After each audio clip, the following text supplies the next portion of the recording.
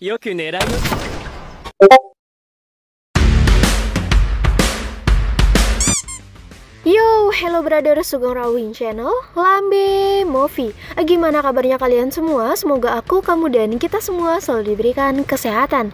Hari ini Mimin akan merangkum anime yang berjudul Kanojo ga Kousaku Teini Itaryu episode 1 sampai episode 2. Bagi para otaku atau para wibu atau para bawang-bawang sekalian yang sangat terobsesi dengan per-isekai-isekayan, wajib banget tonton ini anime. Enggak juga sih, biar apa? Biarin.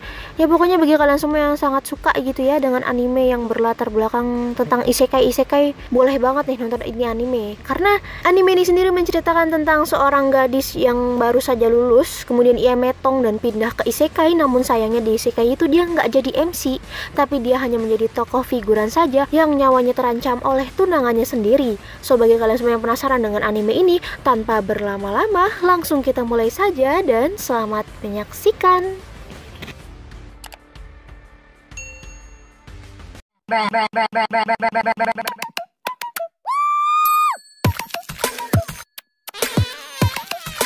Nope. 浪人までしたのに志望校全滅。 Anime dibuka dengan diperlihatkannya seorang wanita yang bernama Hanasaki Riko. Ia merenungi nasibnya yang tidak lolos masuk ke univ impiannya.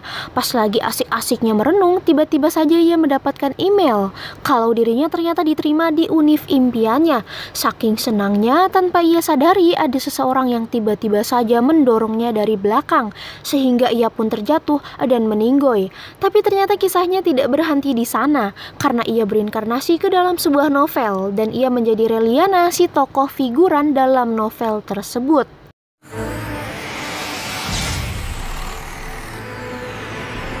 Sokka, Shinoie. Ya, dia senang sih bisa terlahir kembali ke dalam keluarga yang harmonis ini. Karena ayahnya si Jonden adalah seorang pengusaha minyak sukses dan telah mendapatkan gelar baron. Jadi keluarganya ini menjadi orang kaya baru gitulah ya istilahnya. Tapi Reliana nggak begitu senang karena sekaya dan seharmonis apapun keluarganya, dia hanya seorang figuran dan sebentar lagi ia juga akan mokat. Dan MC dalam novel ini sendiri akan kembali ke negerinya dari studi luar negeri setelah kematian temannya. Dan itu juga yang akan menjadi patokan Reliana mati. Kalau ngikutin alur dalam novel sih seperti itu ya. Dia akan mati di tangan tunangannya karena dia diracuni oleh si tunangannya tersebut. Reliana Makumiran wa tada no wakiyaku. Ue ni kazoku ni mo megumareru. Reliana Makumiran no shi tosu.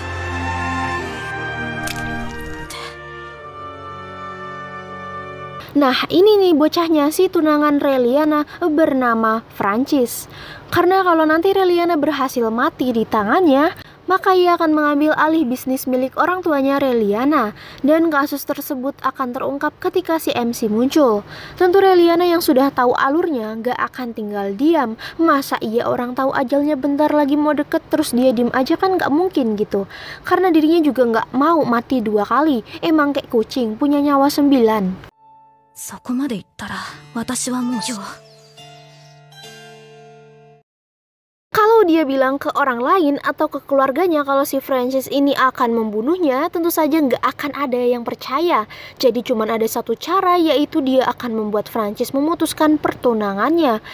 Di awal dia mencoba ngomong langsung ke Francis, tapi malah dikacangin. Akhirnya Reliana membeli buku 50 cara putus dari pacar. Ia melanjutkan rencana selanjutnya, yaitu menuangkan anggur merah ke atas kepalanya Mas Francis. Lalu pas Mas Francis lagi main piano, si Reliana malah pulang duluan. Gomen nasai. Gomen nasai. Dia sudah menerapkan semua cara yang ada di buku itu, tapi tetap aja nggak berhasil, sehingga ia menggunakan cara yang terakhir, yaitu cara yang lumayan keras. Ketika dia dan Francis lagi pengen latihan pistol, dengan sengaja Reliana menembakkan pistol tepat ke samping Francis, di mana itu menjadi peringatan keras agar si Francis memutuskan pertunangannya. Tapi nyatanya tetap aja nggak berhasil. Keesokan harinya Francis menemui Reliana tanpa sebuah janji temu. Dia bilang Kenapa Liliana berubah dan memaksanya untuk membatalkan pertunangan ini? Ya intinya ini dia lagi acting sok baik gitulah ya. Tapi ujung-ujungnya kepancing juga lah ini sosok asli dari si Francis. Bahkan dia bilang ke Liliana kalau keluarga Liliana ini seharusnya berterima kasih ke dia. Karena kan kalau nanti anaknya jadi nikah dengan dirinya, maka otomatis naik pangkat dong. Karena keluarga Liliana aja adalah bangsawan kemarin sore gitu.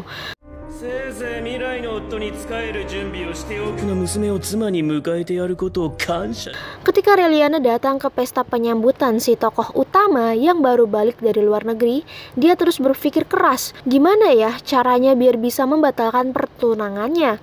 Kemudian muncullah ini si MC atau si tokoh utama dalam novel tersebut, yaitu Noah, tapi nggak pakai Ariel. Noah ini adalah anak dari keluarga yang menjadi jantung militer di kerajaan ini dalam beberapa generasi.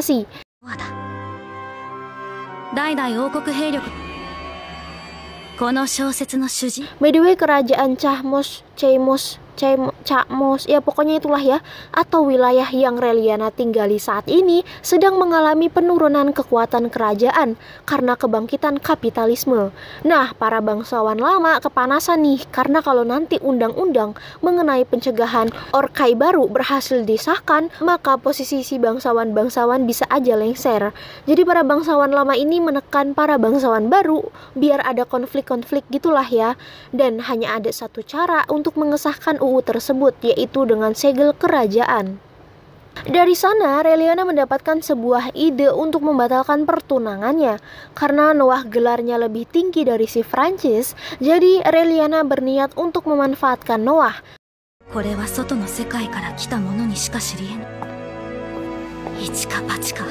Di lain sisi, Francis didatangi oleh Jack.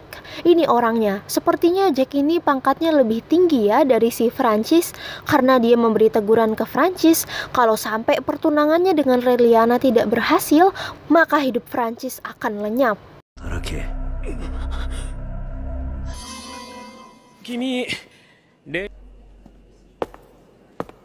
Di lain sisi, Liliana mengikuti Noah sampai ke taman. Awalnya dia canggung dan bingung harus ngomong apa. Lagi pula Noah juga gak kenal sama Liliana, tapi untungnya Noah justru menyapanya duluan.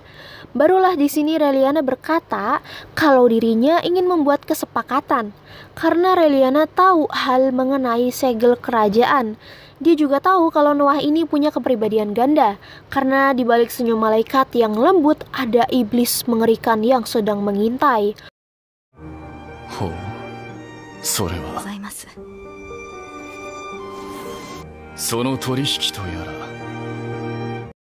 Ketika ingin menjelaskan lebih dalam mengenai kesepakatan ini, tiba-tiba aja si Lukutuk ini datang, alias si Francis ini datang.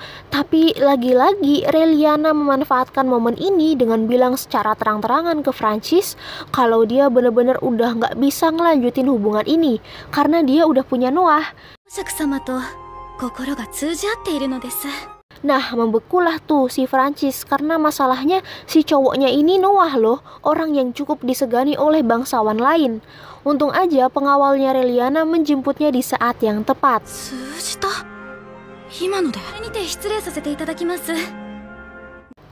Setelah Liliana pergi, Francis sempat kesel gitu ke Noah.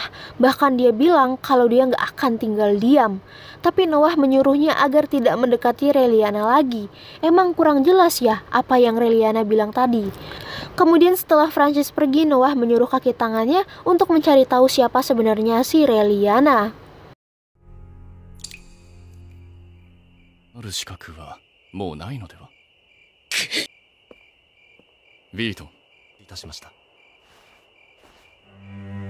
Keesokan paginya, Liliana benar-benar mual karena semalam dia minum terlalu banyak. Kemudian salah satu pelayannya memberitahu kalau Liliana kedatangan tamu dan si tamu adalah si Noah. Berhubung orang tuanya lagi keluar, jadi Liliana yang menemui Noah secara langsung.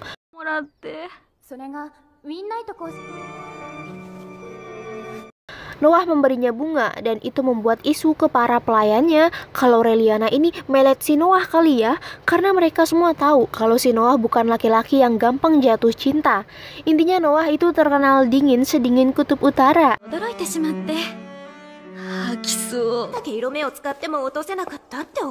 Setelah ia selesai berbincang dengan Noah, ia memakan es krim untuk meredakan rasa mabuknya. Kenalin, ini Elma, salah satu pelayan yang deket banget sama Reliana. Si Elma penasaran ada perlu apa Noah mendatangi Reliana. Dengan terpaksa Reliana bohong kalau pas di pesta mereka sempat ngobrol-ngobrol dan kayaknya cocok gitu. Kalau hubungannya dengan Noah lancar, mungkin mereka bisa menjadi sepasang kekasih. Padahal kenyataannya ini semua adalah urusan bisnis yang menguntungkan satu sama lain. Sorenya Reliana pergi ke perpustakaan untuk membeli buku bagaimana caranya membuat kontrak yang baik dan benar. Di malam hari, Reliana menjelaskan ke orang tuanya kalau dia ingin memutuskan pertunangannya dengan si Francis. Dia pikir orang tuanya akan menolak hal tersebut karena secara pernikahan ini kan pernikahan politik antara dua keluarga ya. Tapi ternyata orang tuanya menuruti kemauan Reliana karena mereka sudah cukup bangga dengan Reliana yang selama ini selalu menuruti perkataan mereka.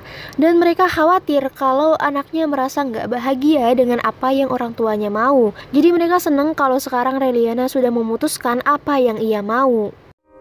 Hai, watashi wa sonna musume ga hokorashiku mo atta ni tsukisasatta.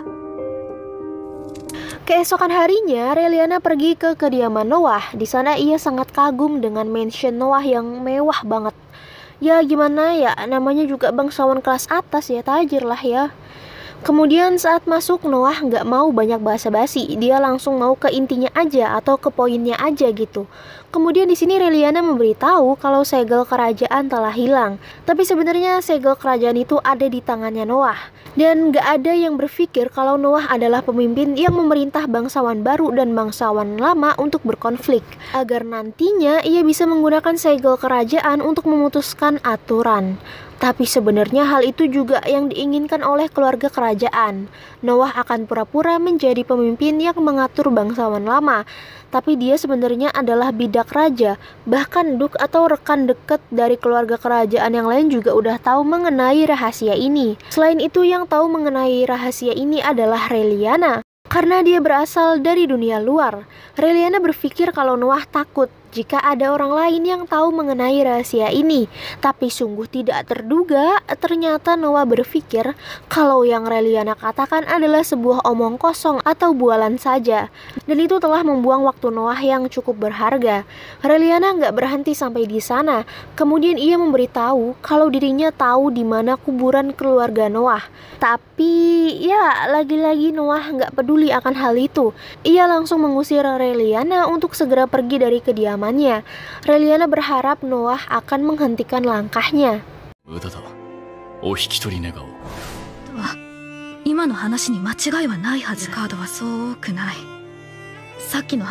Reliana baru teringat akan papan catur yang ada di meja tersebut. Ia baru sadar kalau papan catur itu hanya ada satu raja dan juga jumlah bidaknya nggak sesuai, dan itu menunjukkan situasi kerajaan Chemos saat ini. Dan ia meminta tolong Noah untuk memindahkan Bishop ke kanan dan memberitahu kalau keluarga Gale akan menjadi sekutunya Noah karena kepala keluarga Gale selanjutnya bukanlah putra sulung melainkan putra kedua. Dan hal itu akan terjadi secepatnya. Akhirnya Noah menghentikan langkah Reliana dan ia mau untuk membuat kesepakatan dengan Reliana.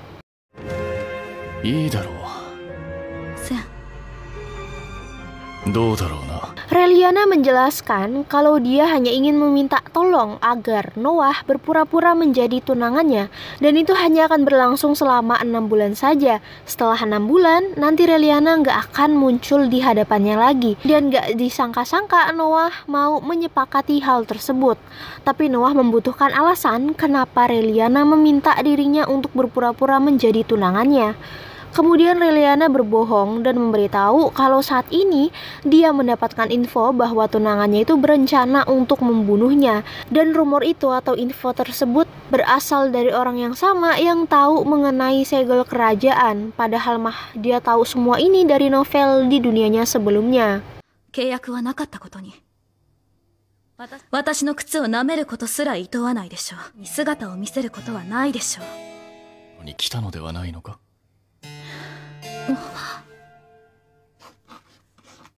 Reliana nggak tahu apakah yang dia lakukan ini ke depannya akan lebih baik atau lebih buruk. Tapi yang pasti saat ini Mas Francis bertindak cukup jauh ya, karena dia menyebarkan berita yang enggak tentang keluarga Reliana.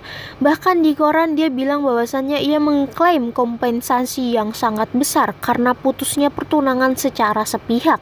Padahal mah, kalau Reliana bisa menyelesaikan dengan cuan, maka dia nggak perlu susah-susah berhubungan dengan si Noah yang punya kepribadian ganda. 今さらどうしようもないけど、それまさかあの格式高いブルックス家がここまで。 Masalahnya semakin bertambah karena adanya si Adam. Adam adalah kesatria pribadi Noah, sekaligus sekarang dia akan menjadi pengawas untuk Reliana. Adam ini terkenal dengan sebutan dewa pencabut nyawa, dan ia berasal dari suku barbar Alsasa.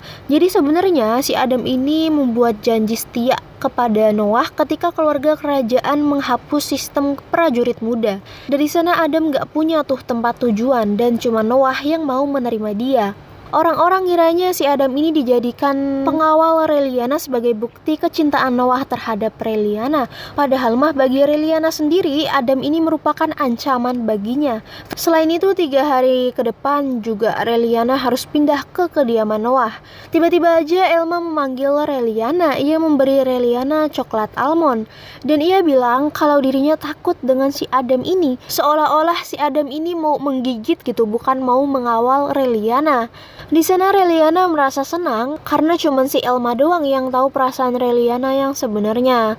Tapi Reliana menegur Alma agar tidak berkata seperti itu lagi, karena nggak baik kalau lihat orang cuma dari covernya aja. Oh, hai. 前におっしゃった。 Pas lagi di taman, adiknya Reliana datang. Ternyata si adik ini abis berdoa agar kakaknya si Reliana bisa langgeng sama si Noah. Jadi ia membawa balon ini untuk diterbangkan agar kakaknya si Reliana bisa langgeng sama si Noah. Jadi ia membawa balon ini untuk diterbangkan agar doanya sampai kepada dewa. この風船、お姉様と公爵様が Tapi siapa sangka balonnya malah nyangkut di pohon. Reliana berusaha menenangkannya dengan memberikan coklat almond tersebut ke adiknya. Tapi ternyata si Adam mau membantu agar balon tersebut terbang ke langit. お姉様 ごめん。お姉様とこれでも食べながらハンスが来るの。と幸せでいられますようにって。 Dan adiknya Reliana memberikan coklat almond itu sebagai rasa terima kasih. Dari sana si Adam yang tadinya nggak banyak bicara, diem-diem aja, mulai terbuka nih ke si Reliana. Selain itu Reliana juga cukup simpati ke Adam karena dia tahu kalau Adam dari kecil dilatih hanya untuk berperang dan berperang. Jadi pasti dirinya nggak sempat ngerasain masa kecil yang bahagia. 公爵邸に行く前にきっと子供らしいことを何もできずに育ったんだろうね。